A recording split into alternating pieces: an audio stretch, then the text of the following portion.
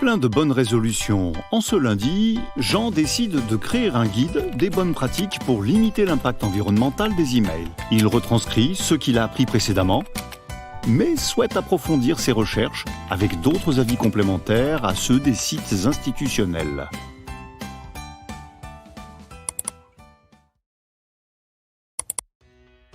Pour bien commencer la semaine, voici 10 astuces moins courantes, mais tellement utiles, pour limiter l'impact de vos emails.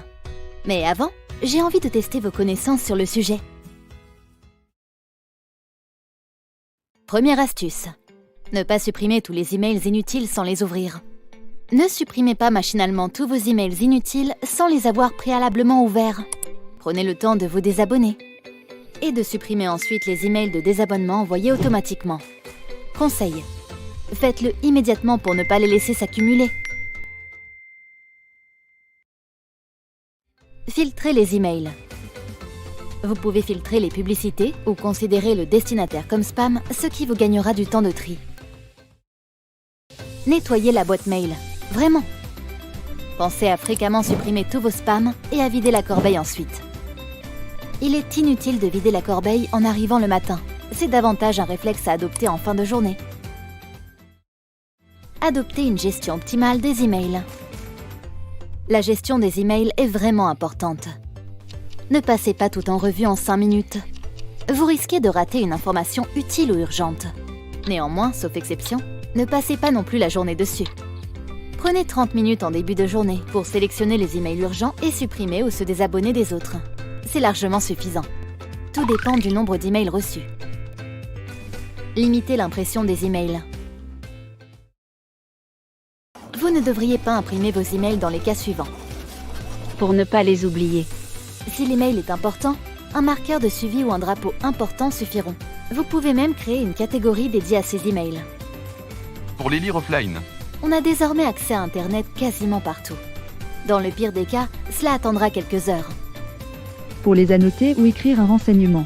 S'il s'agit d'une adresse, d'un numéro de téléphone ou d'une simple information, il vous suffit de la noter dans un carnet dédié à cet effet ou d'ajouter le contact à votre carnet d'adresse. Conscientisez l'impact. Prenez le temps de rédiger un email complet en conscientisant l'impact environnemental de chaque chose.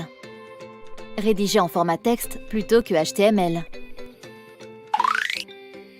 Évitez de joindre des fichiers volumineux.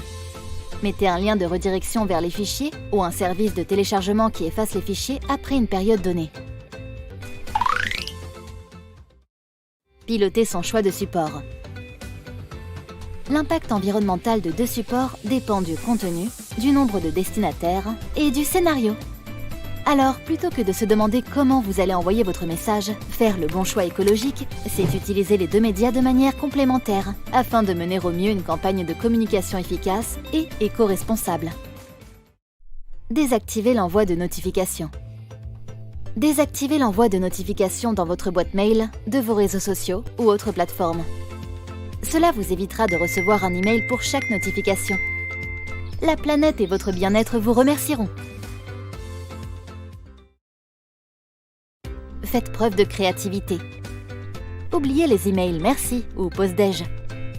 Texto, appel, post-it, tout est permis pour réduire son empreinte carbone. Sauf peut-être l'aller-retour en voiture. Mais à pied ou à vélo, aucun souci. Évangélisez et encouragez les bonnes pratiques. Prônez les comportements responsables. Sensibilisez votre entreprise, vos collègues, clients, fournisseurs aux bonnes pratiques et aux bons réflexes. Évitez l'envoi d'emails pour évangéliser.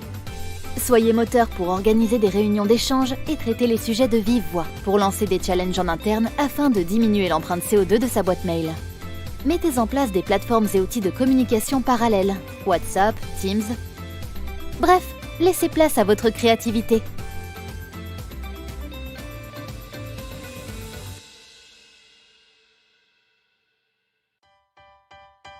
Le guide est terminé. Et si je le partageais aux collègues ?